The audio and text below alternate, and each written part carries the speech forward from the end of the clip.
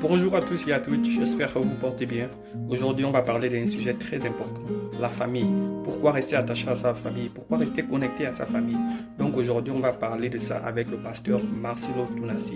Ne bougez pas et écoutez. Lorsque dans une église, le leader travaille à diviser les gens, à couper les gens des autres, c'est une secte. Ou on te coupe de ta famille.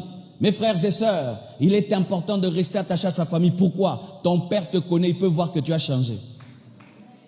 Quand je te coupe totalement de tes parents, tu ne sauras pas avoir des repères. Mon père me connaît, il sait que Marcelo aime des bonnes choses. Il sait que Marcelo, depuis qu'il est enfant, il aime les choses propres. Il aime l'ordre depuis qu'il est enfant. Si j'entre dans une secte et cette secte me transforme en quelqu'un de désordonné et je me coupe des parents, mes parents ne sauront pas me dire « Fais attention, on est en train de détruire ta vie ». C'est pourquoi les sectes coupent les gens de leurs amis et de leur famille. Parce que les familles nous réveillent. Parce que sachez que sur la terre, s'il y a un endroit où on t'aime, c'est ta famille.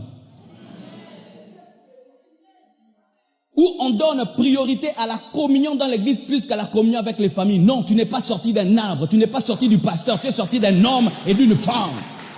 Exactement, c'est comme il a dit. Souvent, quand on devient riche, ou bien quand on se convertit, quand on devient chrétien, si tu es dans une famille où tout le monde n'a pas encore donné leur vie à Jésus-Christ, on a souvent tendance à vouloir se couper de la famille et d'aller vivre sa vie ailleurs. Mais c'est comme il a dit, la famille nous connaît mieux que quiconque. Et je bénis Dieu parce que ma famille, nous sommes unis. Donc, comme il a dit, nous devons tout faire pour rester attachés à la famille.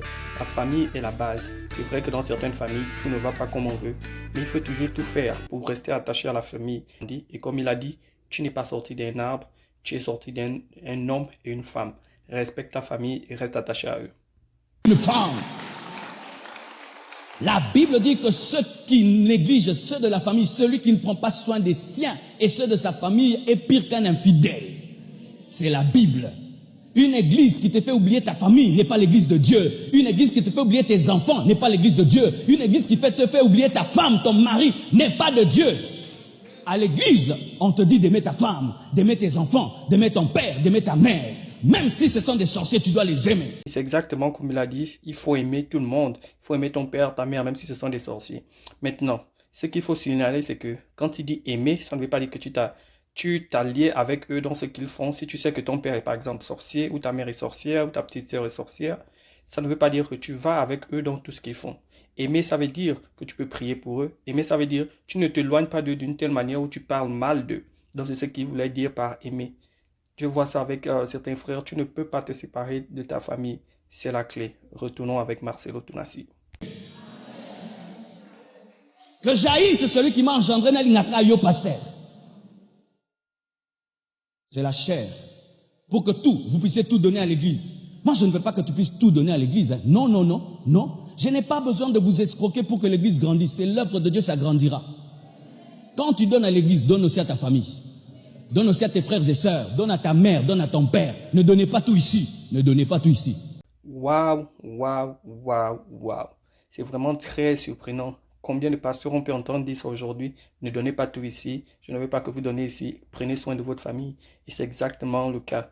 Tu dois prendre soin de ta famille. C'est vrai que tu donnes à l'église, mais pense aussi à ta famille. Ta famille, premièrement, ensuite l'église. Et c'est vrai parce que beaucoup de pasteurs ne diront pas ça. Ils veulent que vous donnez pour agrandir leur église. Ils veulent que vous donnez pour prendre cet argent. Mais il faut toujours penser à ta famille. J'aime cet homme. Ne donnez pas tout ici. Oui. Comment je vais vous prêcher des choses que je ne fais pas? Moi, je ne donne pas tout ici. J'aide aussi mon père. J'aide aussi ma mère. J'aide aussi ma belle famille. J'aide mes frères et sœurs. J'aide mes cousins. Pourquoi je vais te dire de ne pas le faire alors que moi je le fais? Je prends soin de ma femme. Pourquoi je vais te dire de ne pas prendre soin de ta femme? Je prends soin de mes enfants. Pourquoi je te dirais de ne pas prendre soin de tes enfants et de tout donner comme offrande? Non. Et donc, il a tout dit. Merci d'avoir écouté. Rappelez-vous une chose. Pensez toujours à votre famille. Soyez attachés à votre famille. Aidez votre famille. C'est vrai qu'on est devenu chrétien. C'est vrai qu'on aime le Seigneur. Mais le Seigneur ne nous appelle pas à nous séparer de nos familles. Prenez soin de votre famille. Merci d'avoir suivi la vidéo. Et j'espère que le message a été bien reçu et que vous allez commencer à le mettre en application dès aujourd'hui.